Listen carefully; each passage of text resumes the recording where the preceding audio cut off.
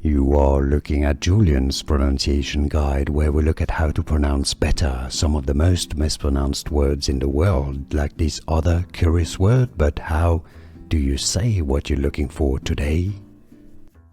Name pronunciation from German, especially if you're talking about the Austrian composer. In German it's pronounced Haydn. Now, as a given name, in English it may be pronounced as Haydn or Haydn. How do you pronounce it? Are you named Haydn, or do you say it Haydn or Haydn? If you're talking about the German surname, it's certainly Haydn. Haydn. Haydn.